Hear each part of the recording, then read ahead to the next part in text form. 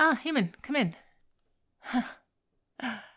Ah, my dear, sweet, infuriating human. Look at you. How far you've come from that shivering wretch I stumbled upon in the crystal thicket. Oh, you are so cold and pale and utterly lost. Really, quite the sight to behold, truly. And yet here you are, weathered but not broken. You're about to face down a challenge that would make a lesser creature crumble. And I will begrudgingly admit, and don't let this go to your head, that you have grown on me in this fleeting time. I have become accustomed to your presence, and it is not unpleasant. But now we must focus. The puzzle that we've been trying to piece together since you came to my realm has finally been completed. The Fae that we were seeking, the one who tricked you into tasting our food, has a name. And in knowing that name, there is power.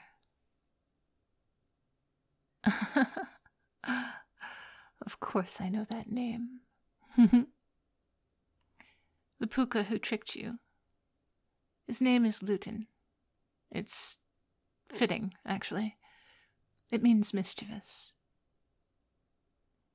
Luten is clever, cunning beyond measure, and he delights in weaving riddles and laying traps so subtle even the wise might stumble upon them. So you, not being wise, are fortunate to have found me.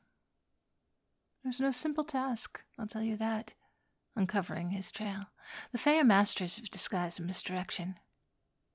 But your tale, the description of the Fae and the food were both clues. A puka who has fruit with the shimmer of sunrise and the lingering taste of honey and wine, that spoke volumes. Each detail was a thread, and I, the weaver, following it through the tapestry of our realm.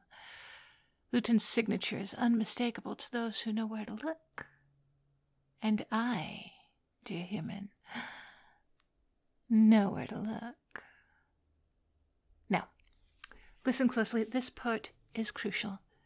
You owe Luten a debt.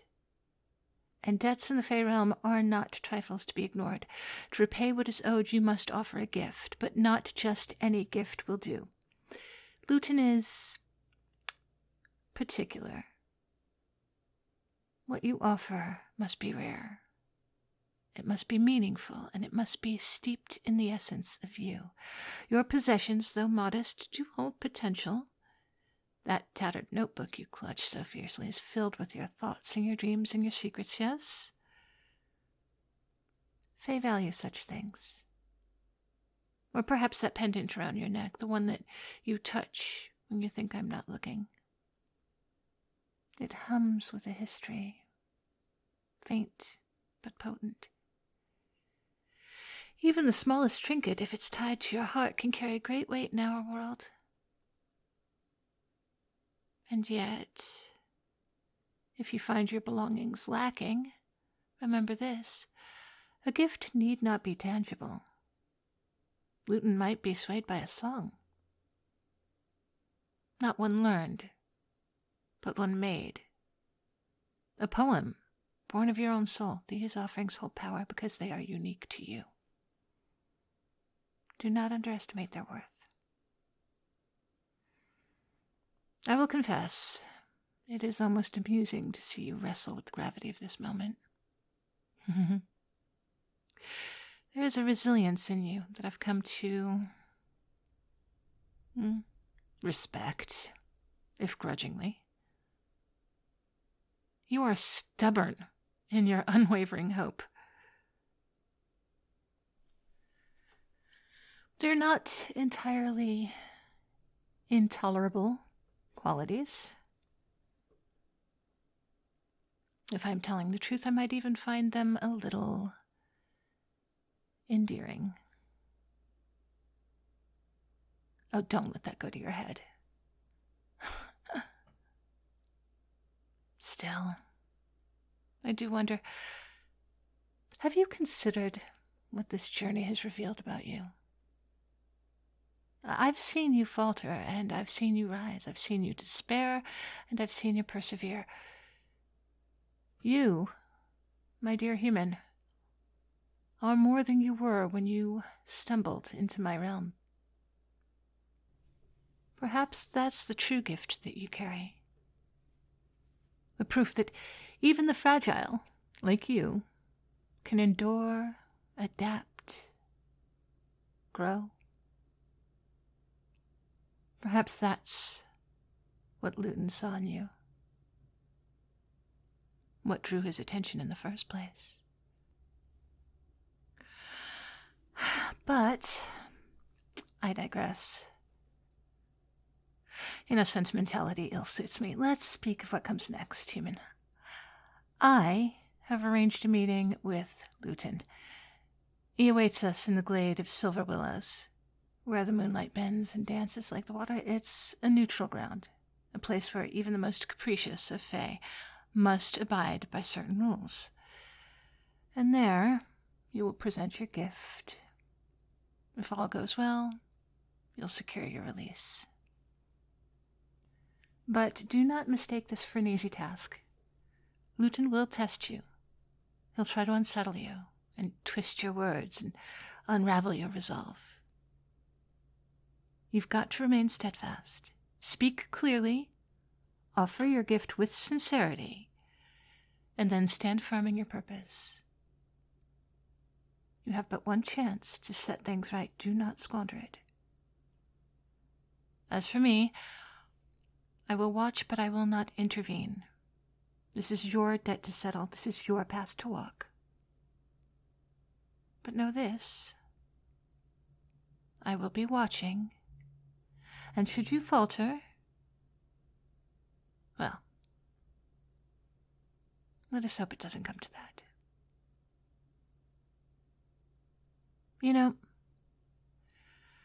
Our time together has been unexpected. I did not anticipate finding companionship in one such as you. Your kind is so fleeting. You're so inconsequential. And yet, you've left a mark.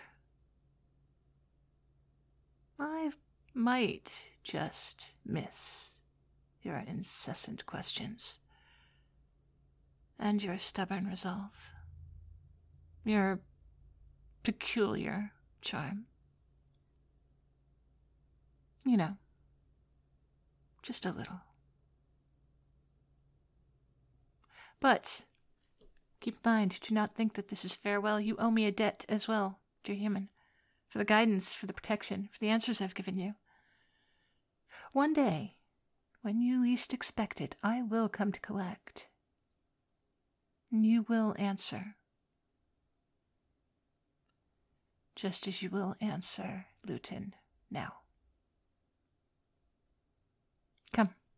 The glade is not far, and time moves strangely here. If we tarry too long, the opportunity may slip through our fingers. So, steel yourself, gather your wits, and prepare your offering.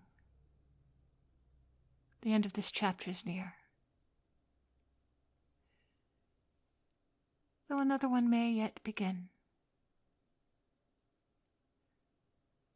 Human? Well, I just wanted to say that should Luten accept your payment and, release you back to your realm,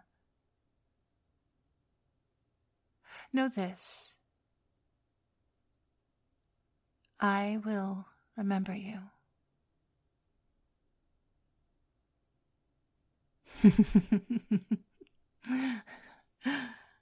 Of course you will. I know I'm not easily forgotten. But nor do I forget those who have crossed my path. So, until they do cross again, Be well. Tread lightly and take care. Yes. Let us be off. The silver willow awaits, and so does your destiny.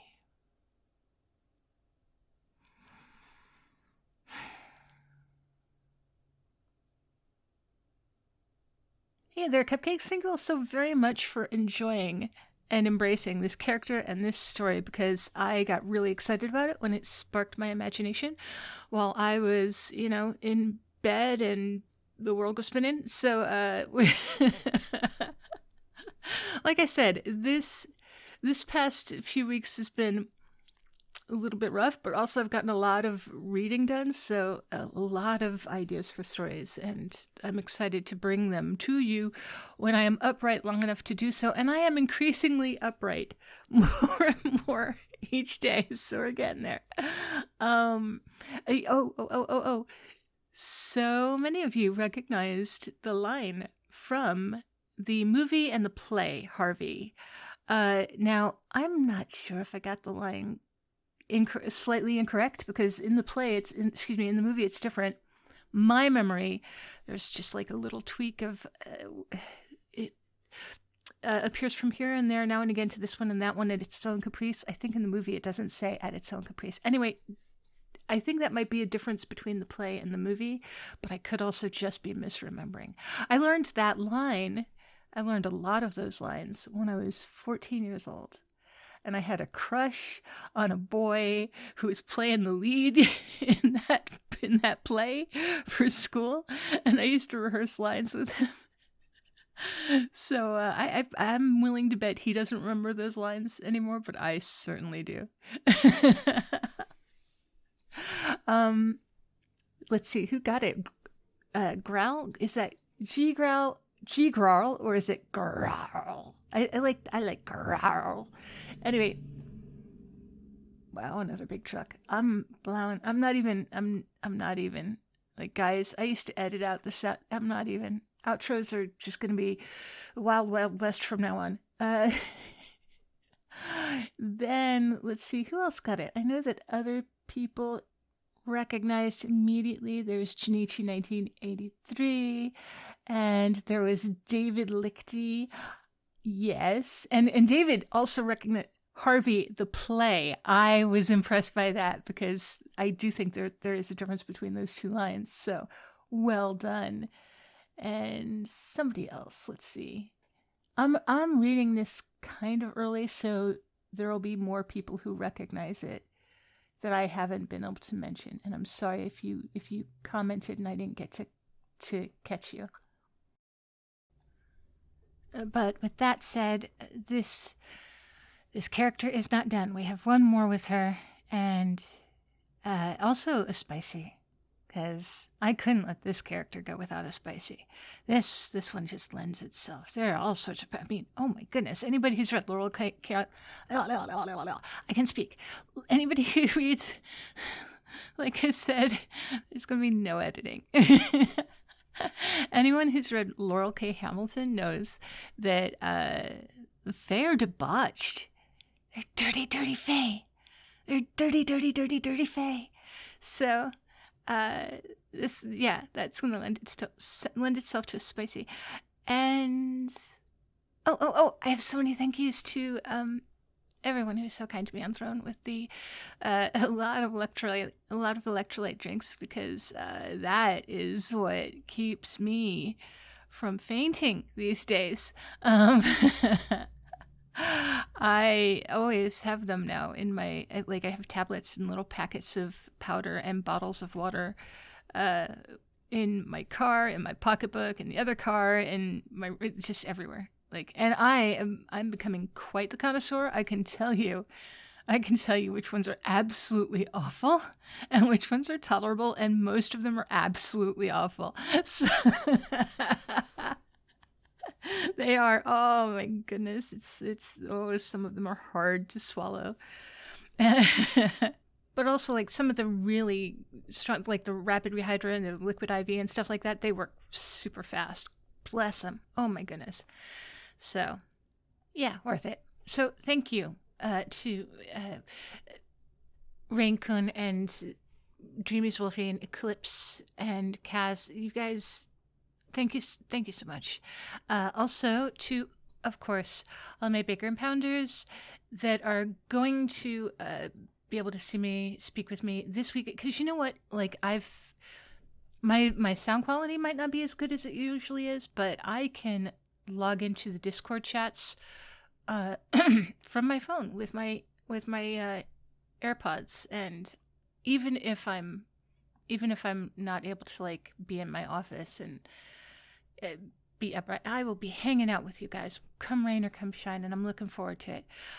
So thank you to Turquoise and Mike D, Flaws, Kuro, Semblance of Life, Sarcastic Monkey, Ang, Lucid Sloth, Charles Tribble Wheaton, Loot Curator, Lumonic Cultist, Confused but Still Here, Bowman, Alton Goodbottle, Disbanded Crow, Techo, Gunner's Mage, Mushan, your audio best friend, Owl Face, Thomas Rogers, your skating Wolfie, Barry Wilburn, Esteed, SLE Photo, Harper Evolution, Wolf9004, Melisila, Mr. Fabulous, Lou, Bunny, Meryl, Mr. Riggles, Onin, Darth Mythos, Red Death 48, Always Able, Old Bean UK, Kalua Bear, The Swaggy Llama, Artlow, Pierce Tailish, and Christian Cleopatra. And also, she will not be listening to this because she and I have an agreement not to listen to each other get all kissy face and romantic and stuff.